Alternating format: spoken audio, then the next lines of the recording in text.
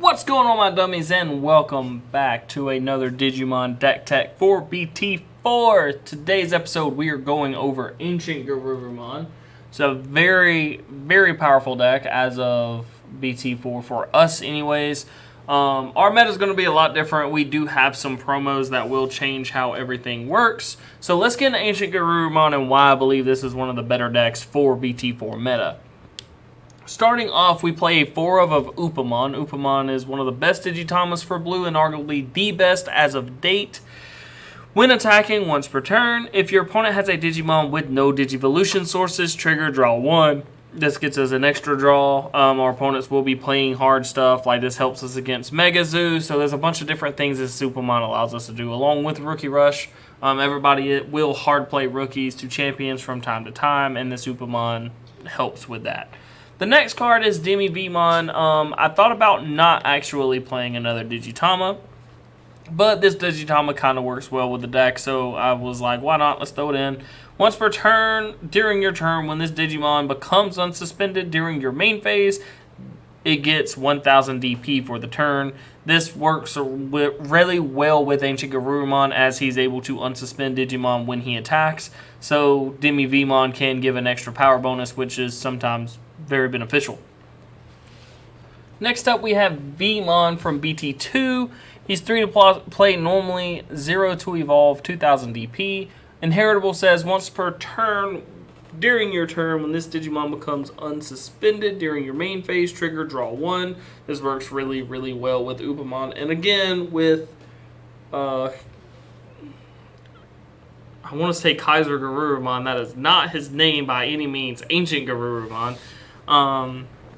Just an all-around good card in the deck. Since Garurumon is able to unsuspend Digimon, we're capable of drawing an extra card every now and again. So that's why he's in the deck. Otherwise, there wouldn't be a really great reason to play him. Moving forward, we have Vmon from BT3. This is a lovely, lovely card. He is 3 to play normally, 0 to evolve, 2000 DP. Jamming is his only ability, just jamming. This Vmon is played in Mega Zoo. It is played in Rookie Rush. This is one of the best rookies blue has to offer. And how can we not just throw this in a mono blue deck in the first place? I mean, pretty good. That's why we play it. It is a overbearing card, and your opponent has to deal with it on site. They just can't leave him alone. Moving forward, we have Strabimon. This is the hybrid rookie. He's 3 to play normally, 0 to evolve, 2000 DP. On play, reveal the top 3 cards of our deck.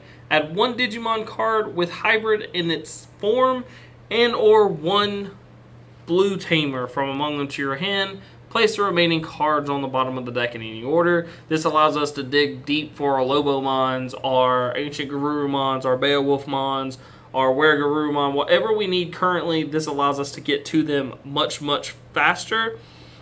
And that is something that is really good to have. Not Garurumons, Tamers, not Garurumons, Tamers. Sorry, guys. Sorry. His Tamer card is not Garurumon, so it does allow us to get to our Tamers more efficiently. So yeah, Strabimon, just a must-have in this deck. Plus, it does count as a hybrid, so he can be used with Ancientgarurumon's ability. Moving forward, we have Lobomon from BT4. He's 5 to play normally, 2 to evolve, 5000 DP. We can Digivolve him onto a Tamer as if the Tamer was a level 3 Digimon. Nothing too exciting here. This just adds to our aggressive turns when we need to attack multiple times with Ancientgarurumon in one turn. Lobomon is extremely cost efficient for the fact that he can be Digivolved onto a Tamer instead of just a rookie. But he can also be played on a rookie, so it gives us pretty good aggressive pushes toward the late game. The next Lobomon we actually play is a promo. This one is in the Battle Tournament pack, I believe. Not exactly sure what the name of the pack is. If you have a LGS or a card shop in your area, ask them if they're sanctioned with Digimon, and ask them if they have the tournament pack, or not the tournament pack, the battle pack. This is what it comes into. Same as the Agunimon, the red one. It also has a Palmon in it for green Digiburst. Sunlarzamon, I don't know how to say his name. He's a black lizard for Blastmon. There's just a bunch of good promos in there. This is one of those promos. That's how you get it. just in case you're wondering. But this Lobomon, 5 to play normally, 2 to evolve, 4,000 DP, just a little bit weaker than regular Lobo. When Digivolving, this Digimon can Digivolve into an Ancientgarurumon in your hand for the cost of 1, ignoring the Digivolution requirements. If it does, delete this Digimon at the end of battle. Now, this is important because I'm pretty sure this one says when Digivolving, and I'm pretty sure Agunimon.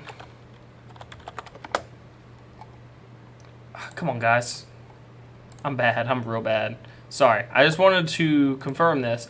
Agunimon is when attacking, when Lobomon is when Digivolving. That is something extremely important to point out.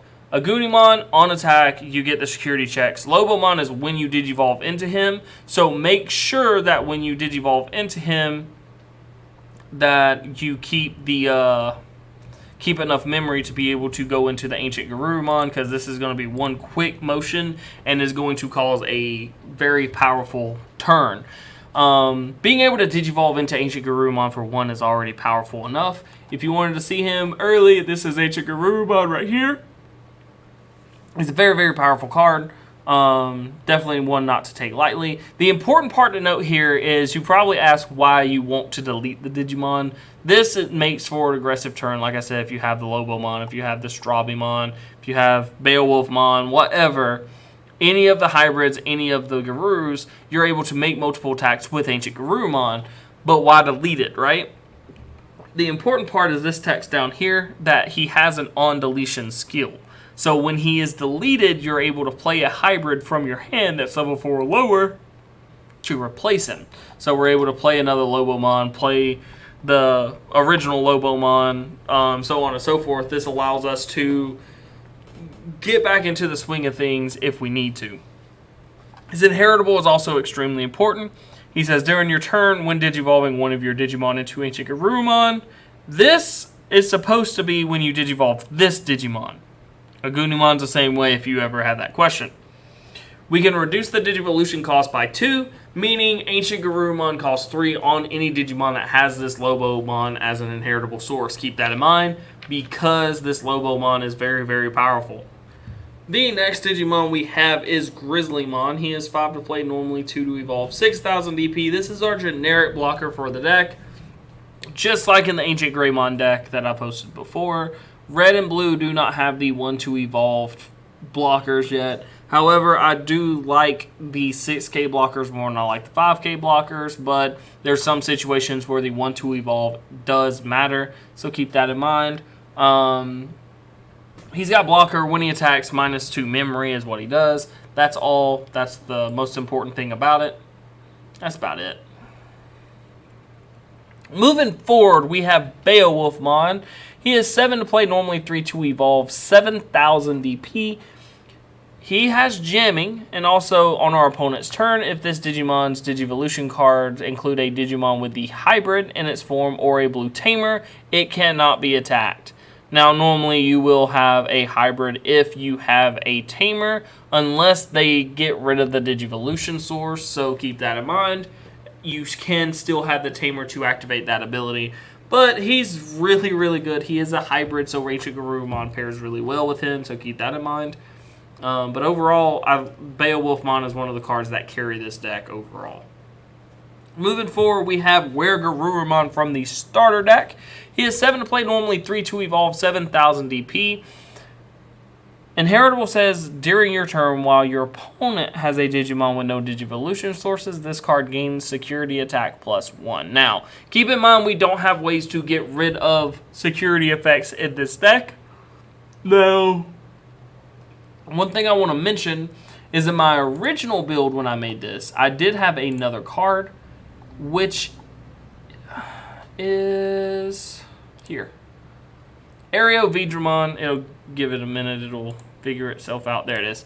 Areovedramon. The reason I had this is if we had a blue tamer, when we Digivolve, we could unsuspend a blue Digimon. This keeps up with the attacking. It also had an ability during your turn. If the Digimon becomes unsuspended, it gains jamming, which works really, really well with our 2 megas that we play in the deck. You can play that if you wanted to. I wanted to go with a Garurumon option, so it does kind of work with Ancient Garurumon.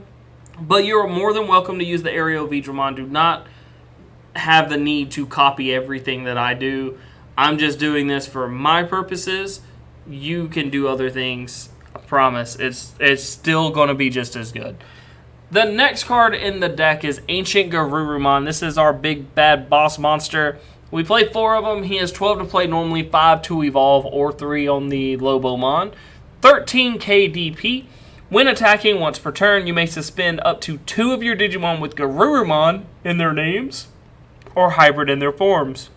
One thing I do want to note about this is not a whenever you want to or a may trigger. This is when it happens. So keep in mind you can't have 2 of these, swing with one, swing with the second one, to stand them both, swing with the one that activated his ability, swing with the other one that hasn't, activate. No. This is you have to activate it on point when it matters.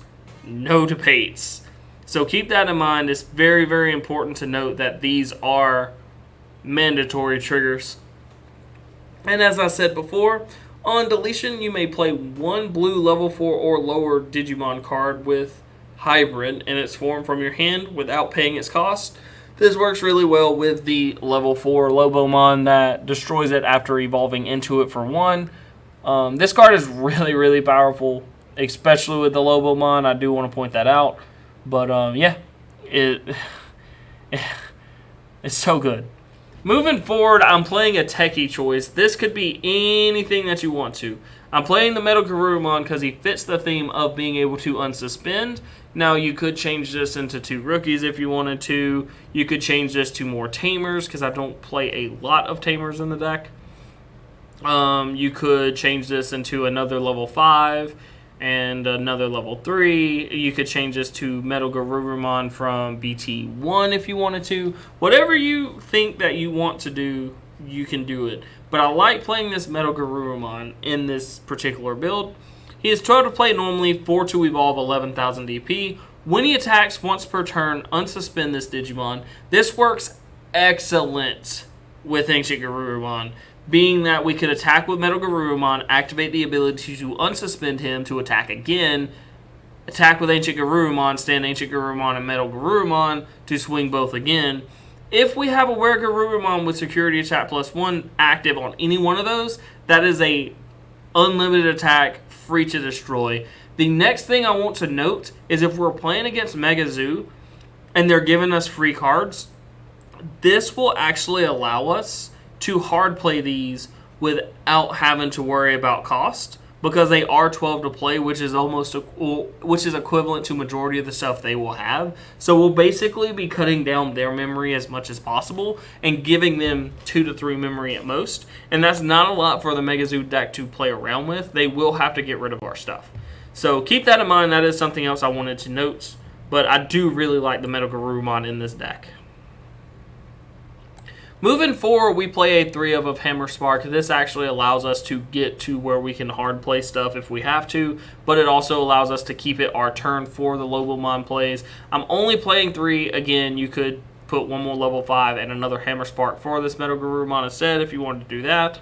But Hammer Spark, if you've ever watched any of my other blue decks in the past, I'm not a big fan of Hammer Spark. I believe this card should do more. Just a -1 to gain 1 memory is only sometimes good. And you can make the argument that security effect is good, but if you're playing a card just for it to be in security, it is not the best thing unless you're in yellow. Hoping that 3 of 50 cards in your deck is always going to be in your security is not a good ratio. But I digress. Hammer Spark's in the deck because it allows us to keep it our turn without ending our turn. Moving forward, we have 2 of Coyote's Breath. We did want something to be able to remove our opponent's threats if possible. It is 7 to play normally. Security effect activates the main effect. The main effect, return 1 of your opponent's Digimon to its owner's hands, and we trash all evolution sources. The card's really good. Definitely not one to be underestimated. You could end up playing more if you want to. I don't know what I would cut. Maybe the Metal Garurumons again. I really, really like this card. Maybe some Hammer Sparks, but I can't figure out what I want to cut for more of those, so we're just going to do what we're doing. Moving forward, we have a 4 of Davis Matomiya. He is 4 to play normally. Security effect puts him into play without paying cost. Start of your turn, if your turn is, or if your memory is 2 or less, we make it 3. On play, we reveal the top 3 cards of our deck. Add 1 blue and 1 green card. Has to be a Digimon. From among them to our hand, place the rest on the bottom in any order. We're normally going to hit any Digimon in our deck. There is a slight chance we'll hit one of these 5 or these cards, which is fine. As long as we can always get a +1 off Davis, it always feels good. The last card in this deck is more of a 2 casting cost. Vanilla rookie is what I would call it. It is Matt Ishida from the starter deck. He is 2 to play normally. Security effect puts him into play without paying a memory cost. Start of your turn, if your opponent has a Digimon with no Digivolution cards, gain 1 memory. This will come up more often than you will believe it will. Being able to gain +1 memory against your opponent when they're playing Rookie Rush or when they're playing Mega Zoo, like this will cap us out to where we're giving our opponent less memory when we're having to hard play or going into our big threats when they're playing Rookie Rush. Like this mat is actually a really good thing. It allows us to deal with the random decks that aren't playing fair, but abusing the mechanics of the game. But guys, that is the deck. I really do enjoy Ancientgarurumon. It is more of a mid-rangey style deck where you want to get to the Ancientgarurumon and you want to hit real big hits all at one time and see what your opponent has to offer at the end of that. But yeah, if you enjoyed the video, leave a like. Comment down below. Let me know some changes that you would make to the deck, or let me know what your deck lists are. Also, hit that subscribe button. Every subscription helps the channel, and every subscription makes me want to post videos a little bit faster, maybe. But as always, guys, have a blessed one.